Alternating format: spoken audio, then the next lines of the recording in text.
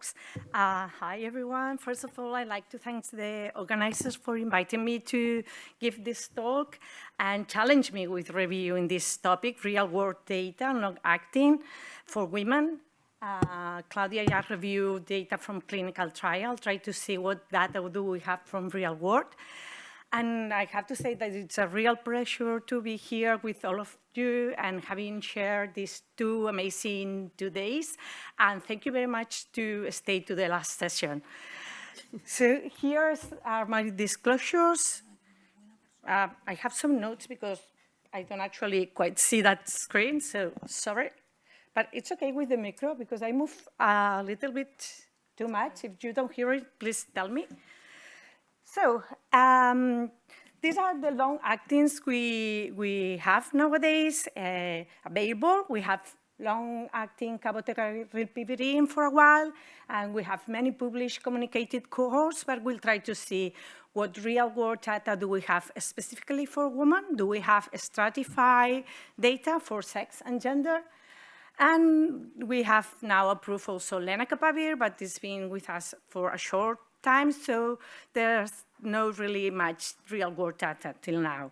And both cabotegravir and lenacapavir, as we said, these 2 days have proved very effective as prevention, but they're not yet approved in most European countries, so no real data. But we start to have some data from other regions, as we saw yesterday, the data they show us from Zambia. So let's start with cabotegravir. We have a huge amount of data from clinical trials, and we are accumulating data from real-world cohorts. But what data do we have specifically for women? I have to say there's a scarcity of data, stratified data. Those are the reports, the communications that I found, and I apologize if I missed some other study. And actually, 2 of these communications, we have the authors here, and they will be in the next presentation. So I won't go on all the details of these 2 cohorts, but I'll give some more details on these 2 Spanish cohorts in the bottom. I'll start with the relativity cohort, which is a multi-center from more than 30 hospitals from Spain and perspective study evaluating virological suppressed people with HIV who start cabotegravir. And they presented data at last CROI conference of the first 1,300 participants, with 15% being women, 200. And they presented different sub-studies, and showing you here the sub-study focused on gender differences.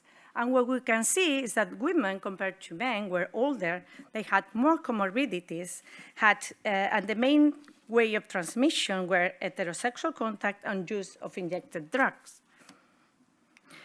Also, time on antiretroviral treatment and length of undetectability before switching to Cabril were longer in women. And additionally, rate of biological failure and prior to switching was higher compared to men, although no differences in previous mutations was observed.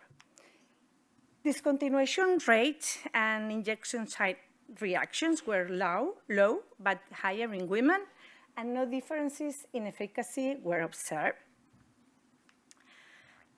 We have here our own data. This is data from our hospital, Clínic here in Barcelona, where we are conducting a prospective observational study where we invited to participate all people switching to Cabril at our center who accept to participate. Until July 2024, more than 600 people started cabotegravir at Hospital Clínic. Of them, that represents 9% of our cohort, and of them, 93% were men and only 7% were women at birth, compared to 84% men and 16% women among those who continue with other antiretroviral treatment in our whole cohort, showing that proportionally less women than men switch to cabotegravir. And when we look at the baseline characteristics, we see that women were older, had longer time since HIV diagnosed, longer time on antiretroviral treatment, similar to the relativity cohort. They also had a higher last CD4 count, but lower nadir CD4, and were more frequently Spanish-born than men, both in long-acting cabotegravir-rilpivirine group and in the general cohort. Also, the most frequent ways of transmission were heterosexual contact and injection drug use. Women had more virological failures, but no differences in number of histological mutations in the CAP-RIL cohort. However, those remaining on other antiretroviral treatments had more historical mutations. Adherence to visits was high for both men and women, and effectiveness by week 28 was high without significant differences.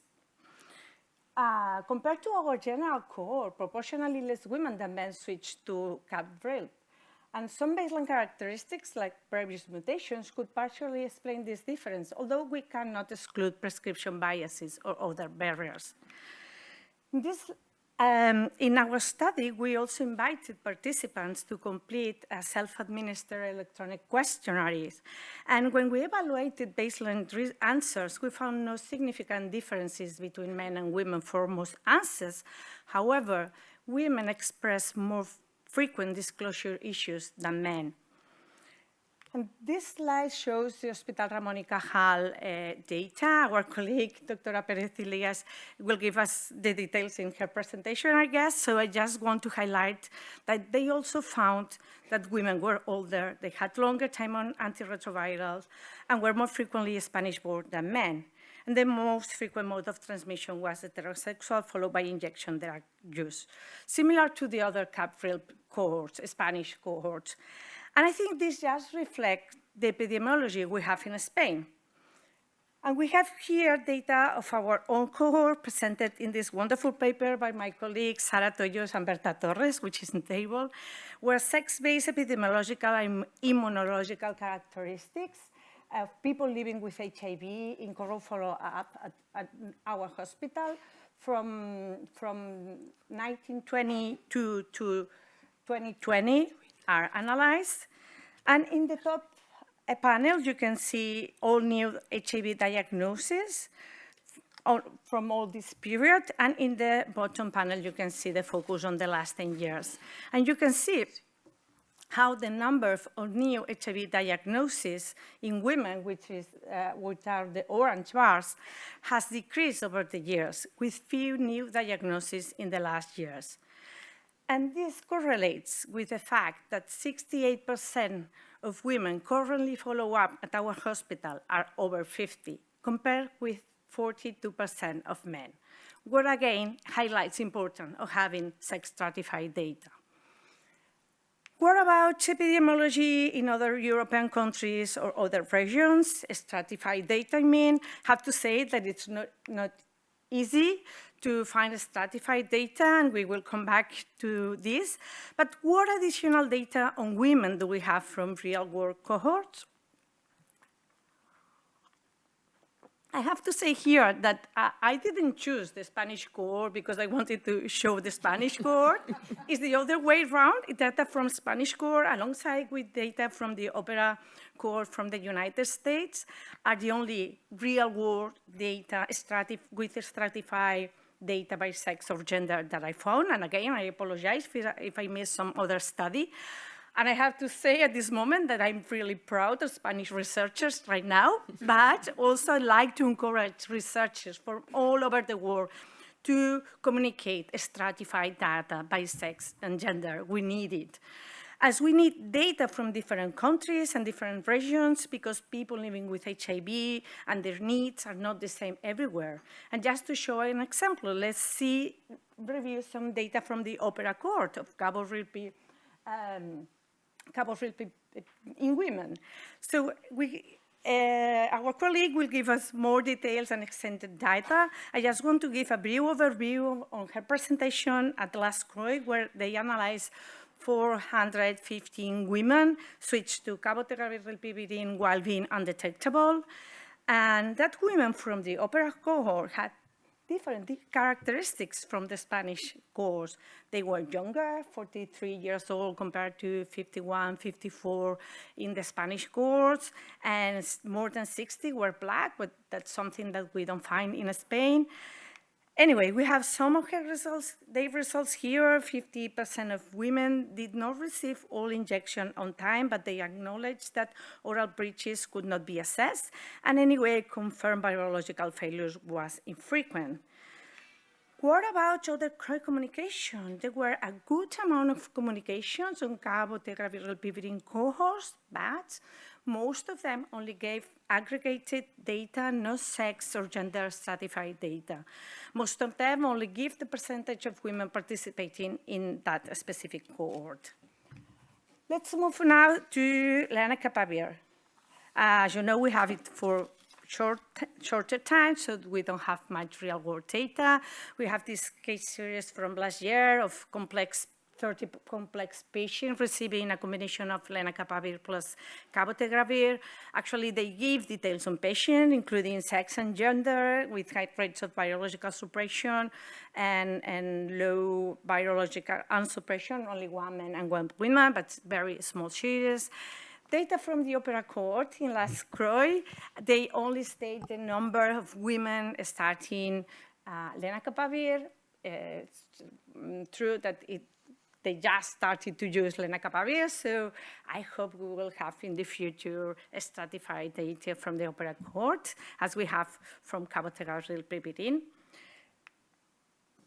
And other CROI communications on long-acting injectables, as I say, they don't give sex or gender stratified data.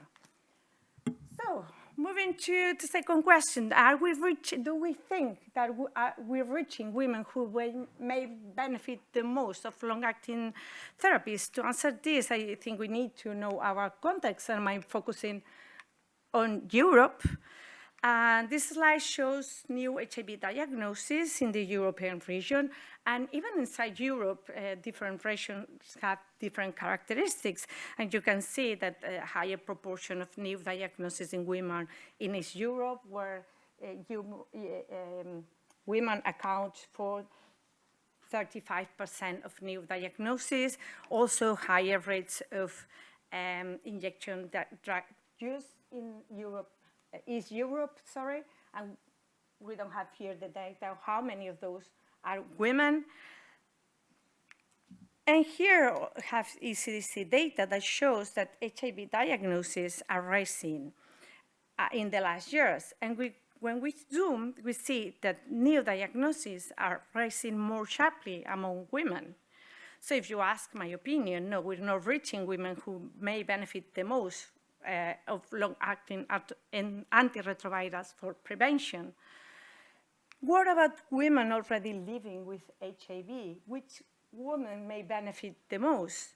Women with more stigma, disclosure concerns, or those women with more vulnerability factors, or maybe those with treatment issues, pill burden, adherence challenge, or actually any women who is interested in long-acting?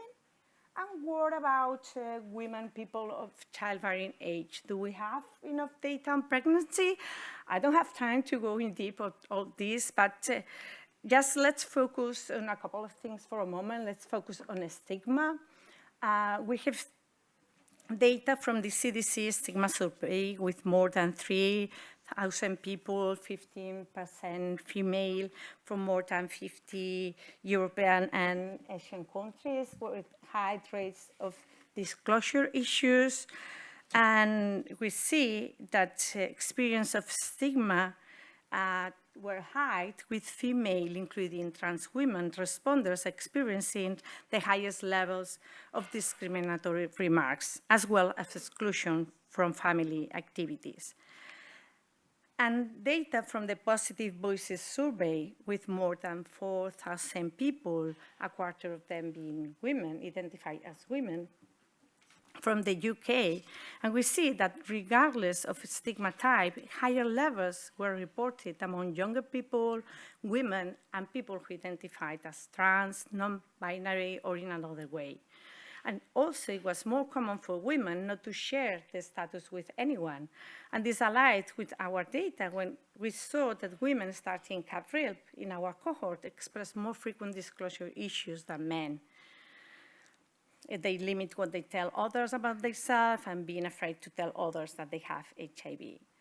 So it seems quite a lot of stigma in women, and as we saw this morning, stigma not only impairs on quality of life, but also in other health outcomes like cognitive function. And what about pregnancy? Do we have enough data to be reassured in this scenario? I'll go very quick through this. Data on cabotegravir rilpivirine long-acting use in pregnancy are limited. However, no major congenital abnormalities have been observed to date. And we have some more data of pregnancy with cabotegravir for prevention without warning signs. So of course, we need more data on pregnancy, but it's quite reassuring when thinking of using these drugs in people of childbearing potential. So it seems many women could benefit from long-acting antiretroviral. However, we're using long-acting less frequently in women. And although, as we saw, there may be some characteristics that could partially explain these differences, there probably are prescription biases and other barriers, and I think we should work on this. And we're certainly not reaching women in prevention strategies with long-acting. Just to conclude, we are starting to have some sex and gender stratified data of the use of long-acting in real life. We're seeing similar outcomes in effectiveness, adherence between men and women. But what happens with quality of life, with stigma, with women with vulnerability factors? We don't have much specific data on all this. And are we really reaching women that may benefit the most? So we need more and more data. So please, everyone, stratify by sex and gender. And also there are, because men and women, we're different, and they have different characteristics and needs, and also there are regional differences that should be taken into account. Thank you very much for listening. I hope you still have time to enjoy Barcelona. And I'm really looking forward to the next presentations.